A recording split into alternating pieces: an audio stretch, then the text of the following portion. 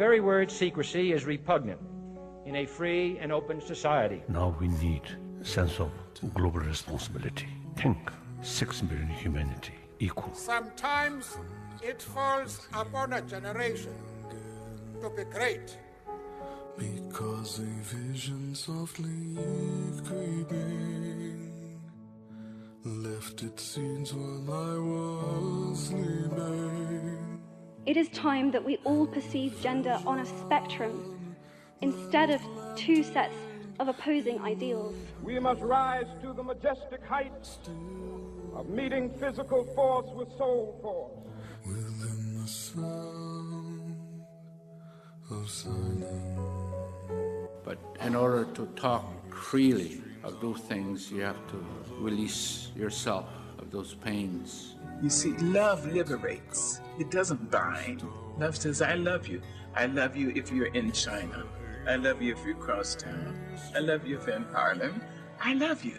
If you hit a talib with your shoe, then there would be no difference between you and that talib. You must not treat others that much with cruelty and that much harshly. You must fight others, but through peace and through dialogue and through education. Then I said, I'll tell him how important education is and that I even want education for your children as well. And I'll tell him, that's what I want to tell you. Now do what you want. And in the naked light I saw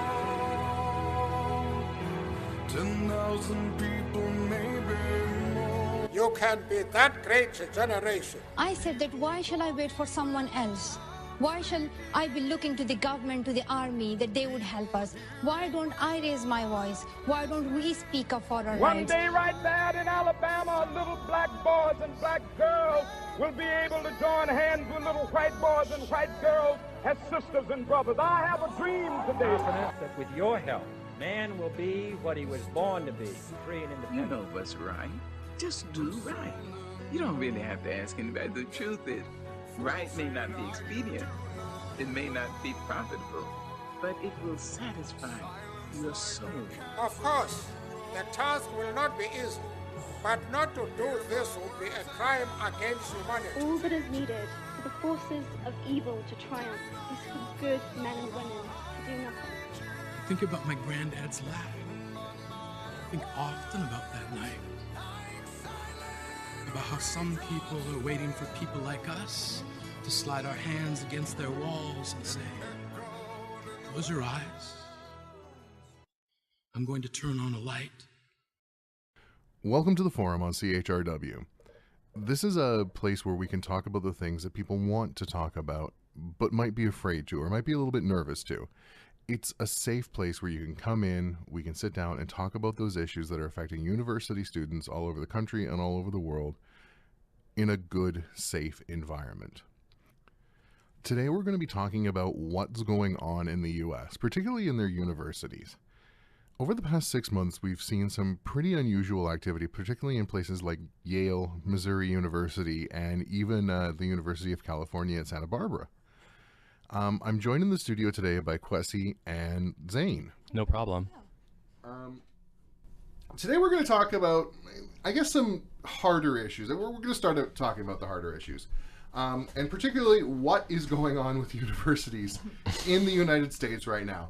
Because I got to tell you, from an older point of view, from somebody who wasn't in university or hasn't been in school for a long time, when this stuff started happening and people started sending me, like, you're going to have to deal with this, I didn't believe it. I didn't believe that it was real. So we're going to start talking about that. And one of the reasons we're going to talk about it is it's a good launch platform to get into sort of the other subjects that we're going to talk about. So first, we're going to talk about Yale and what happened at Yale around Halloween. One of the big things that's an issue or a concern at university is cultural appropriation. And Halloween rolls around and everybody's seen the sexy Pocahontas costume or the sexy Indian Brave or the sexy, I really saw a sexy Sikh costume.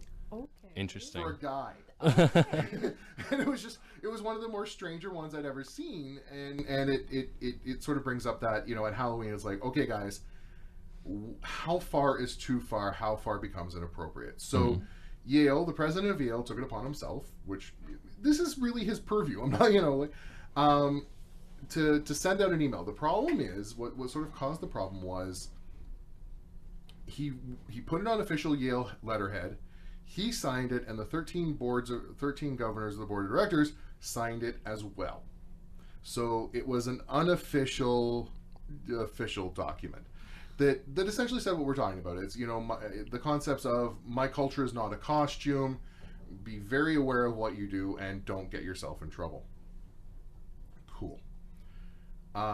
Yale, their colleges and residents have what are called masters, and these are families who live in residence with the students to make sure that things are doing well, that they're not being idiots, but that things are going well, and that sort of concept of creating a safe place, a home. So the co-master of one of the colleges, she sent out an email in response to this to the general student body that said, this is cool, we agree with this, but doesn't there also need to be an aspect of freedom of speech, freedom of expression, and isn't college one of those places where you can, college, university, because it's sort of interchangeable in the States, I'm sorry, where you can be an idiot, where you can make mistakes, and it's a safe place for people to come back and say, okay guys, you know, this isn't maybe appropriate, you probably shouldn't wear this, have you thought about it from this point of view? And she did it in a very respectful way. Unfortunately, the student reaction maybe wasn't so respectful or normal. Students lost their minds. Her husband, who supported her, who's the master of the college, was stopped in the middle of the street, and I hate to say it, but if you YouTube search Yale screeching girl, you will get the video of this poor guy getting stopped in the street and screamed at for 2 full minutes. And the video is about 10.5 minutes long, but there's just this one girl losing her mind at him for a good 2 minutes, and she says things about, you're not creating a safe space, you're not, you know, worrying about my concerns, my needs, which is partially a concern, I guess. I don't know.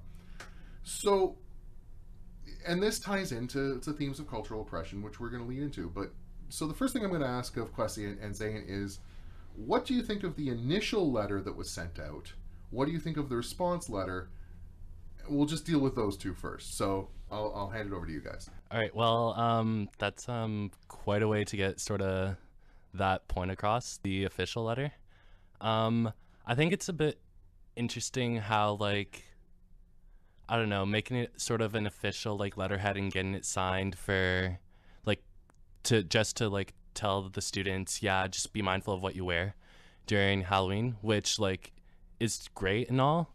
On an official letterhead for the university or college, sorry, I don't know, like, just coming from a student's perspective, I think it kind of really brought like a spotlight towards that sort of subject right away and sort of gave people a bit of a reason for concern. Because, like, you know how, like, being a university student, there's a lot of things going on, and sometimes, like, especially if you're in like first year, you just don't know like what your views are on stuff.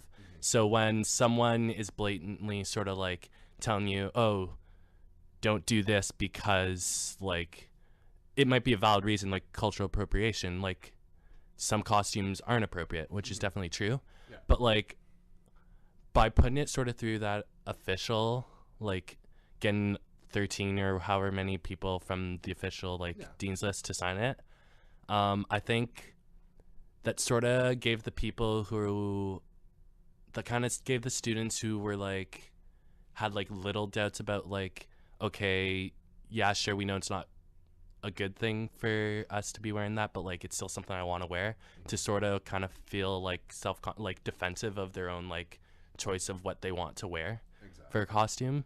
So I think maybe making it sort of an official letter was a bit excessive, in my opinion. Yeah.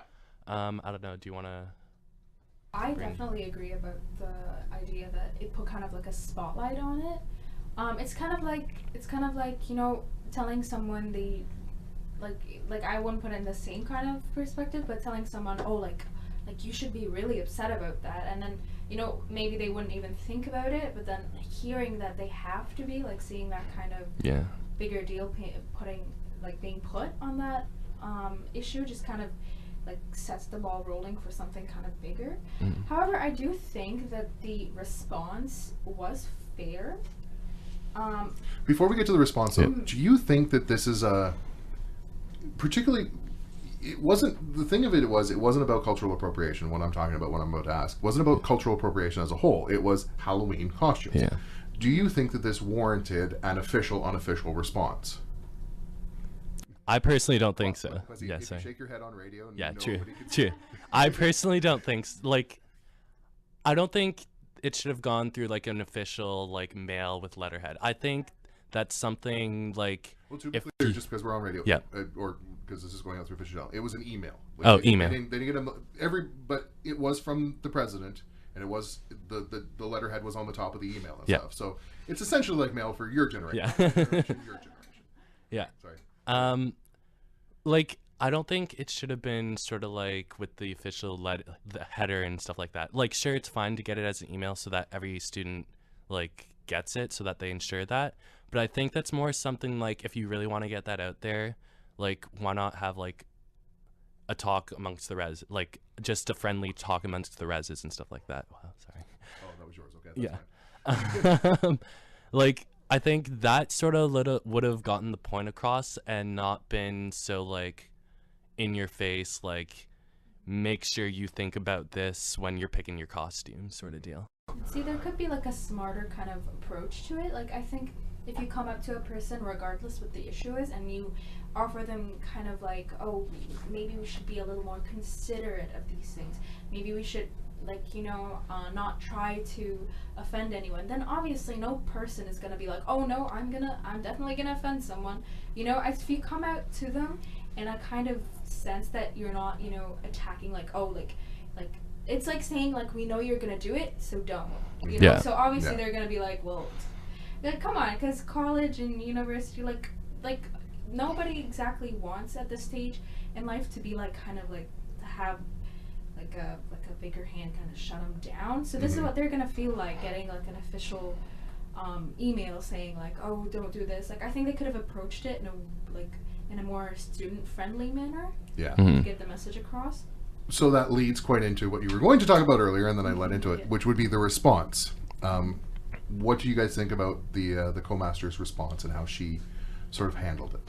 Well, honestly, I think she handled it very fairly. Like, she does have a point with stating that it is kind of like freedom of expression should exist, but it should also coexist with being considerate. So I think what she was getting at is just like the same thing of what I just said, that you don't put the students in a kind of position where they feel like they're being robbed of their own kind of like rights as students, just for the sake of maybe like you know, to them it'll just be kind of like this like, oh, they prefer like what maybe one person can say as opposed to an entire student body, or you know, something like that. I think it was very fair, and she handled it pretty well. Like, you know, she didn't exactly come out as like, you know, attacking, like, oh, you guys shouldn't have done that. Like, she wasn't purposely trying to cause a problem. In the initial email, like in her initial email, she actually worded it very well, because she supported the president's decision. Yeah. She just questioned, as you just did, whether or not, or both of you just did, whether or not this was necessary, or how it was worded. So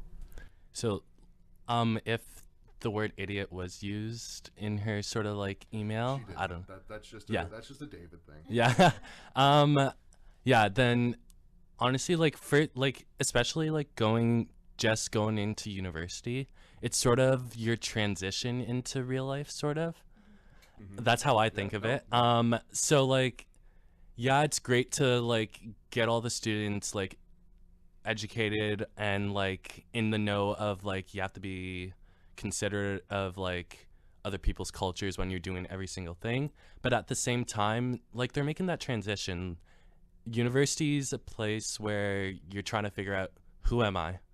Especially with a lot of there are a lot of students who like just leaving home for the first time.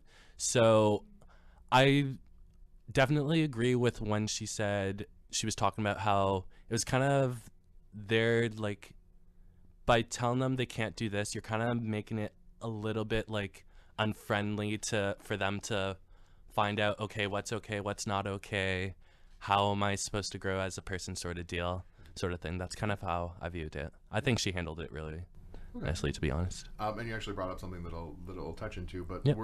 So we've heard what the initial sort of not problem, but the commentary that came out from the president, and then we heard the response, and then there was the student response. And everybody's laughing, but unfortunately this was a real thing, and this is how it was.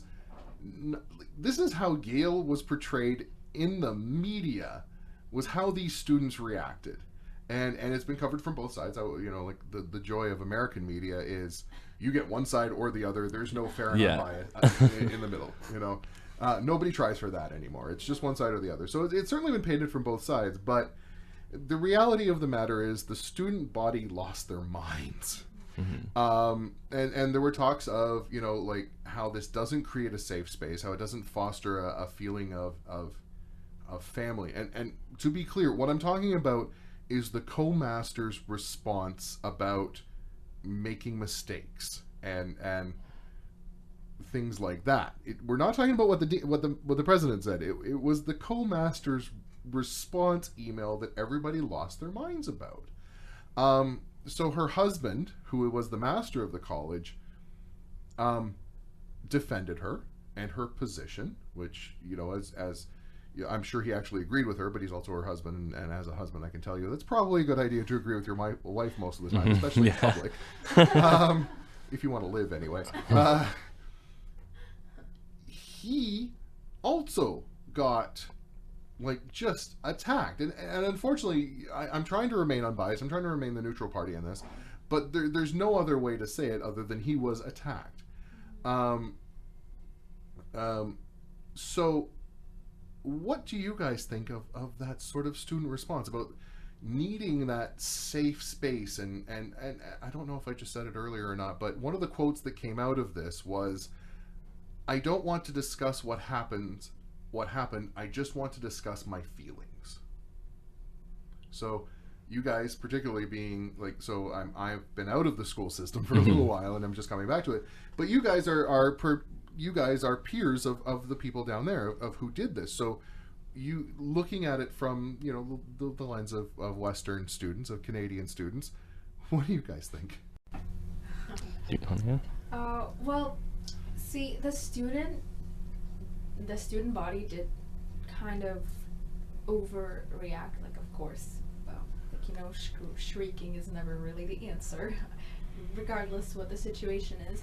And I think, honestly, going back to what the co-master already said in her response, is that she like you said, she agreed with what the president said, and then she also added on a kind of suggestion if someone were to come out of their way, or someone were to offend someone, knowingly or unknowingly, and how they're going to talk to them. And I think, honestly, if students were just to look at it, I think it's kind of hard to look at it as a student to think about it, but if you just kind of look at it from a bigger picture and just see how, I think if you learn from a situation like that, if someone were to sit you down and tell you oh, this costume was offensive for this reason, and it will stick to your head better, and that way it's kind of bringing more awareness to the fact that you have your freedom. We're just advising to how you should be considered to other people's lives as well. So I think that what response she got is kind of like it's honestly kind of supporting her idea of they're in college or university, this is how they're gonna act, and they literally proved her point. Yeah, making it seem like this is what they need. Honestly, I'm looking at it if I were to commit a mistake, if I were to see someone commit a mistake like that, seeing how they got a response to it, or how people were to talk, how they dealt with it, that will definitely be it'll stick in my mind, and I'll think about it. I'll be like, oh, okay, like I never thought of this issue, or oh, like this kind of brings more light into it, and like in the right kind of way, not very like all up in your face kind of way. Well, and I think, you know, we could have an entire different conversation about how to appropriately respond to something that offends you. Yeah. Kwesi, how do you think that the student reacted? Yeah. I think they reacted like, once again, what a student sort of would react in university. First hearing the thing, I would say. Just because, like, I don't know, when I think honestly, when, I don't know how, like, I'm not too well informed with like how politics works, like specifically, but I don't personally think that sort of the students kind of got the whole point of what she was saying, to be honest. Like, I think they just took the part where aren't they supposed to like kind of be open to what they want to do, and they just took that as, oh, you're saying it's okay to sort of just wear what I think as like my culture, and that's okay. So I personally think on that point they sort of overreacted and didn't take sort of all that was giving sort of in that message. And definitely I don't think screeching at a person is ever like condoned, appropriate at all.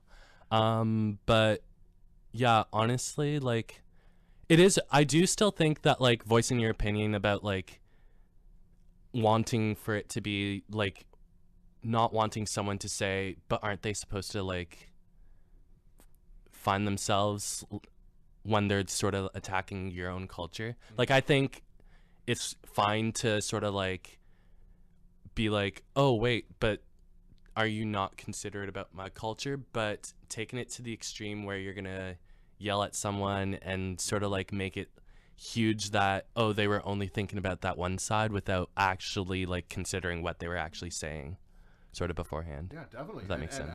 And that's actually really cool, because you brought up something that I don't think I've considered in any way, shape, or form, and I don't know if you've considered it, Zane, but is that they may have just completely missed part of the point. And we all do it. Every day in your life, somebody says something, you're like, wait, what? And then they explain it to you, and you go, oh, yeah. I love how we all just went at the same time. It was great.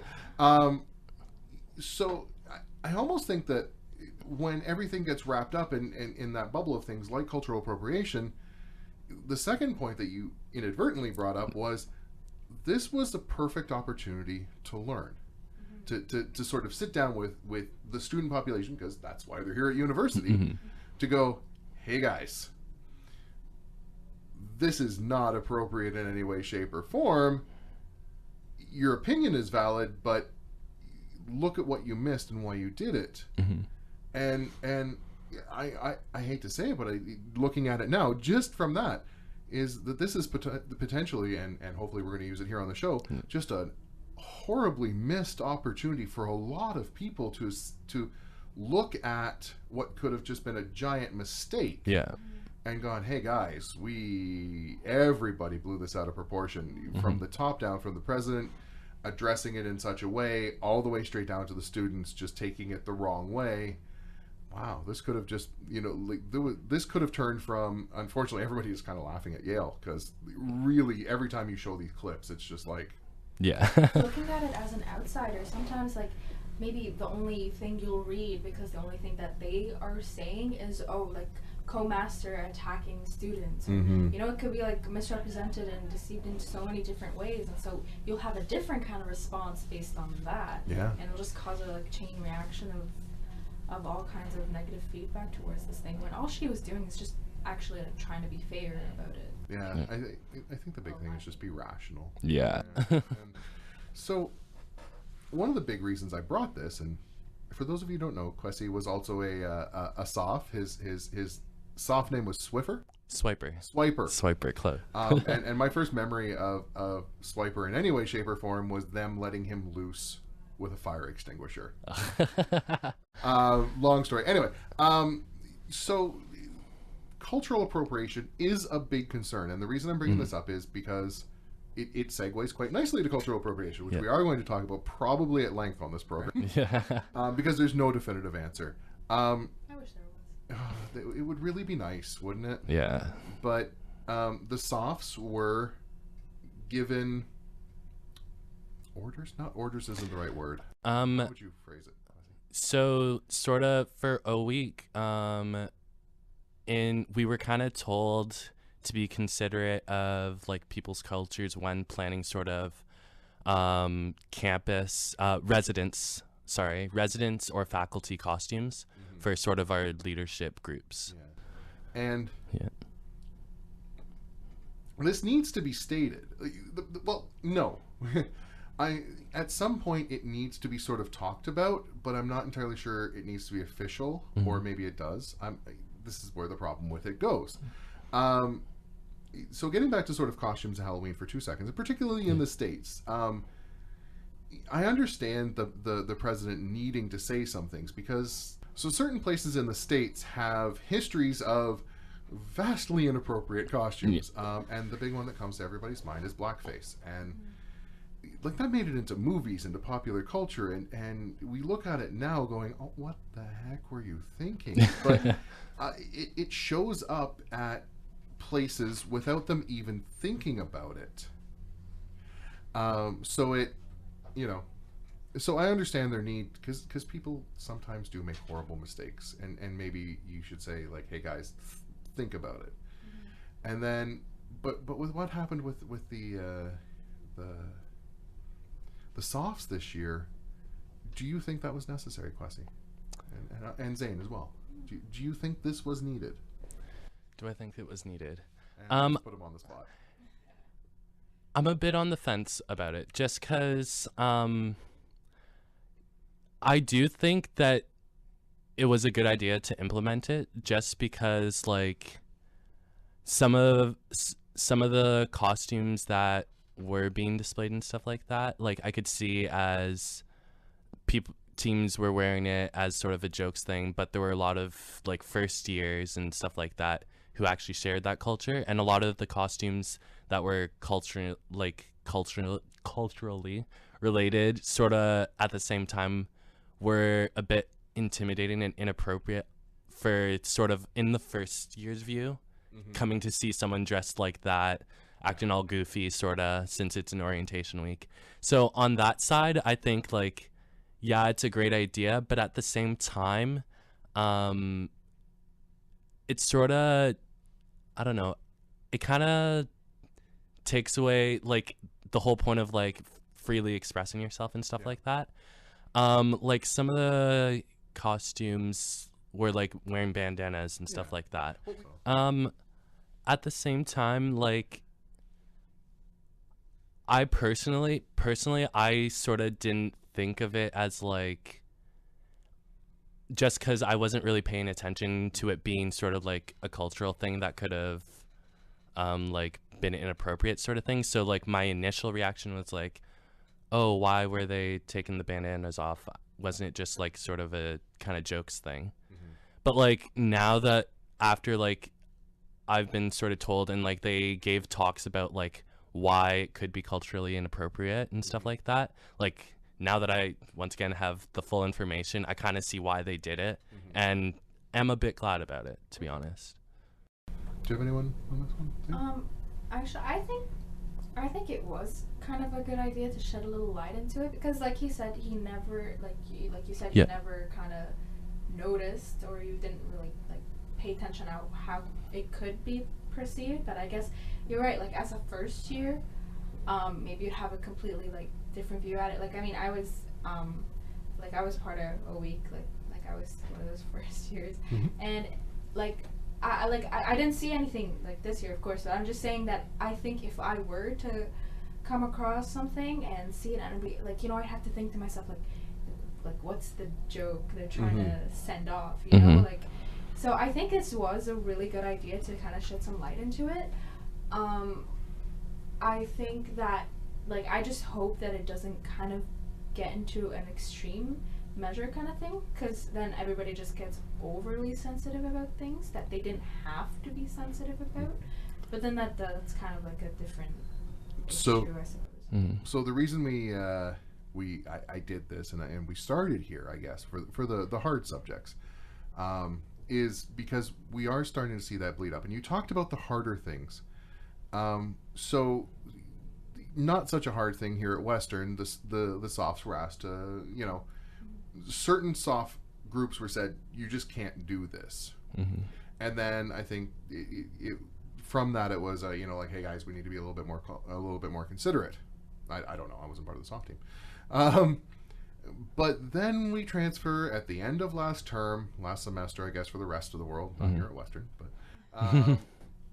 the University of Ottawa shuts down free yoga programs due to concerns of cultural appropriation. So, see, if you were to ask the question, what do you mean? How, like, you know, if someone were to ask you, like, what do you, like, why would they shut down yoga? And then you tell them. Well, okay, so I guess maybe if you don't know, it's a really weird thing because cultures are becoming a little bit more interlinked, and we're not and you don't have to necessarily be 100% sure of where something came from to participate or enjoy it, particularly things like yoga. Yoga is a form of ritualistic meditation and body movements, predominantly in India. I'm not 100% sure what part of India it comes from. I do know that those who practice and who master are called yogis. That's the extent of my knowledge on it. However, it has become one of those things that is a norm in North America. It exists everywhere. So the thing about it is, and I guess for me to sort of bring it to you guys, was there were no complaints from students. There were no complaints from Indian and anybody, staff, students, anything. This was the university attempting to be proactive. And this is where I start to get questioning. Again, I'm going to try and remain neutral on this, but, you know, they tried to be proactive about it. So what do you guys think about that?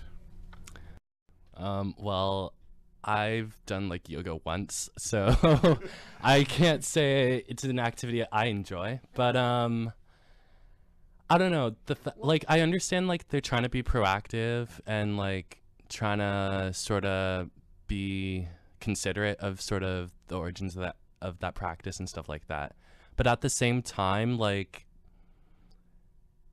I think it's one of those activities where like no one was really saying, oh, it's really offensive if you just do the yoga and not like know what it means or like making a joke out of it, because I don't know whether it was being presented as a joke or anything. Well, but I guess here's the other problem with cultural appropriation as a whole, and when we start doing it like this, there was no joke being made out of it. It was literally just being done in a room, presented by a presenter. And in this instance, I'm not entirely sure, and somebody could correct me, but in this instance, I don't think the ethnicity of the person conducting the classes was even part of the issue. It was just yoga